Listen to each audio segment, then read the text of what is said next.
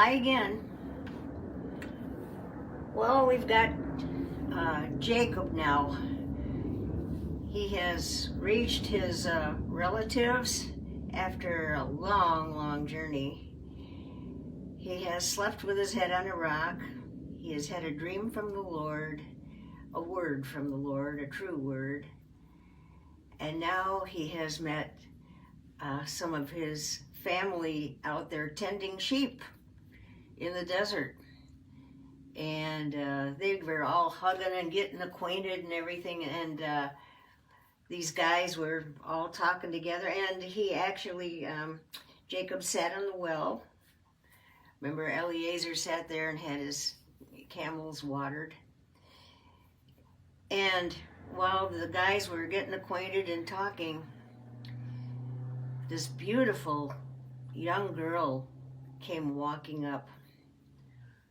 And she was quite young, but oh, he was just smitten with her. And he was actually crying. It says in the scripture, he was crying because he was meeting his family, his relatives, his loved ones, somebody who loved and accepted him. And it says that when he met her, he couldn't help it. He just gave her a good kiss, a good smack.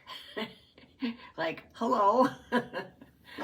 Anyway, they invited them to come back to their house with them. And their dad's name was Laban. Remember, Laban was the brother of his mother, Rebecca. And so they treated him well, and Laban was letting him stay, and he was working. Laban said, or he asked for a job. He said, could I tend your sheep for you? Or take me on somewhere where I can stay here and earn my keep? And Laban said, sure. And he said, well, what do you want in payment? And he said, I would love to have your daughter, Rachel, as my wife for payment, please. And Rachel was a little young then. And Laban said, okay, if you work for 7 years, I'll let you marry her. And it says in the scriptures, he was so in love with Rachel. 7 years just didn't seem like a bad deal at all. He just worked his tail off.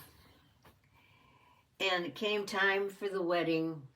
And they had the wedding ceremony and the party and everything. And it came time to pronounce them man and wife, and that happened. And I don't know the words that the fellow used, but after he said, I pronounce you man and wife, not sure about the right words they used back then. It says that Jacob lifted up her veil to kiss her, and it was her older sister, Leah. It was the wrong girl he married. Oh, was he ever disappointed? And I don't know what he said to Leah. I don't know. But that's not the one he wanted. And I can envision him going right over to Laban and saying, hey, what is this bait and switch stuff? This isn't right.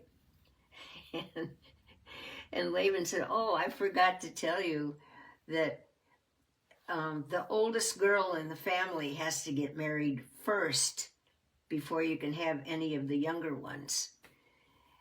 And this just absolutely crushed Jacob. He didn't love Leah at all. But it did bring something back to his memory.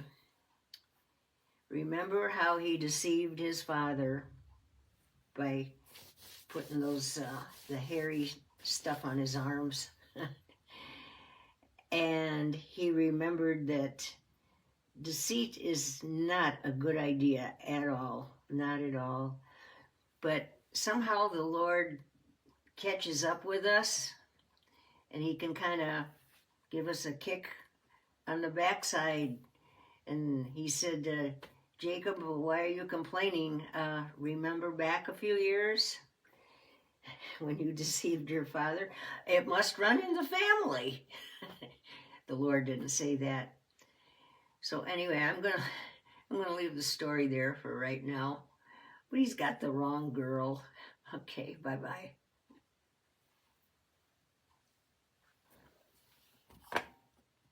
Where is it?